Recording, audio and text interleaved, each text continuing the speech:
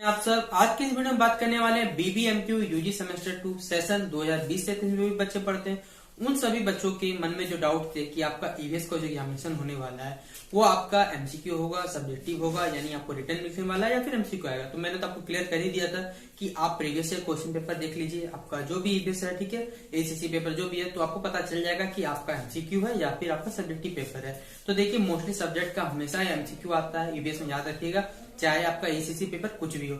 आज हम बात करने वाले हैं कि आपका जो एसीसी पेपर या फिर आपका जो जेनरिक पेपर है वो आपके एग्जामिनेशन के लिए कितना ज्यादा इंपॉर्टेंट है, क्योंकि आप सभी बच्चे क्या करते हैं, सिर्फ ऑनर्स पेपर पढ़ते हैं, बाकी आपका जेनरिक पेपर और एसीसी पेपर इग्नोर कर देते हैं। लेकिन कितना ज्यादा इंपॉर्टेंट है वो हम आज की इस वीडियो में देखेंगे। चलिए आज के वीडियो में देखते हैं हम लोग। तो देखिए आज हम बात करने वाले हैं आपका एसीसी पेपर या फिर आप इसे क्या कहते हैं, आपका सेक पेपर, और हम लोग बात करने वाले हैं आपका जेनरिक पेपर। तो देखिए दोनों ही पेपर में मैं आपको बता दूं कि आपको पास करना कंपलसरी है।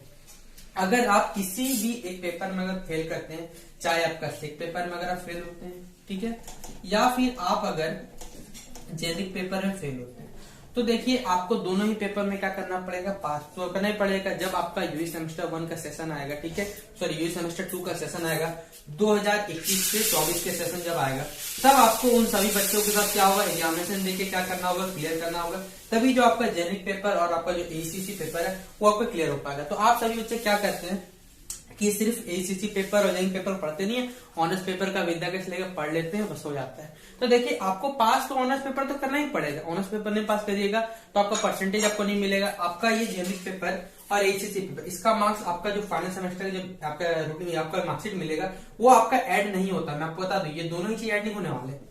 आपका सिर्फ जो ऐड होगा वो ऑनर्स पेपर आपका सिर्फ ऐड होता है, ठीक है, बाकी जेनरिक पेपर, लेकिन आपको पास दोनों सबमिट करना है। इसलिए आप क्या करिएगा, अगर आपने जेनरिक पेपर अपना पढ़ लिया है, कहीं किसी भी स्टूडेंट पढ़ रहे हैं तो उसके लिए कोई दिक्कत नहीं है तो फिर मार्केट में विद्याकेश पेपर अवेलेबल है, ये है, आप उसको ले लीजिए और उसको पढ़ लीजिए। और आपका जो एसीसी पेपर हो या फिर जेनरिक पेपर हो, आप उसमें अब मैं लिख देता हूं आपको, आप इसमें 60% से ज्यादा स्कोर कर पाइएगा। याद रखिएगा, इससे जेनरिक के जितने सवाल बनते हैं, आप जितने जो भी आपका जेनरिक पेपर है, एसीसी पेपर है, वो सारे के सारे क्वेश्चन यहीं से बढ़ जाते हैं। एसीसी पेपर मैंने आपको दिखाया हुआ था किस तरह का फॉर्मेट में आता है, और जेनरिक पेपर जिसका भी जो भी है, आर्ट्स के जो भी सब्जेक्ट उनका जो भी जेनरिक पेपर है, वो सारे के सारे क्वेश्चन आपके विद्याकेश पेपर से मिल जाएंगे, तो आप वहां से पढ़ सकते हैं, ठीक है। तो ये थी सभी आप सही बच्चों की जानकारी कि आपका जो एसीसी पेपर या फिर जेनरिक पेपर वो आपके लिए कितना इंपॉर्टेंट, क्योंकि देखिए पास आपको सब में करना पड़ेगा। आप सिर्फ ऑनर्स पेपर पढ़ के आप सोच सकते हैं परसेंटेज बढ़ सकता है, लेकिन आपको अगर सेमेस्टर क्लियर करना है तो जेनरिक पेपर चाहे एसीसी पेपर ये सेमेस्टर 4 तक आपके साथ रहेगा, तो आपको पूरा क्लियर जरूर करना है।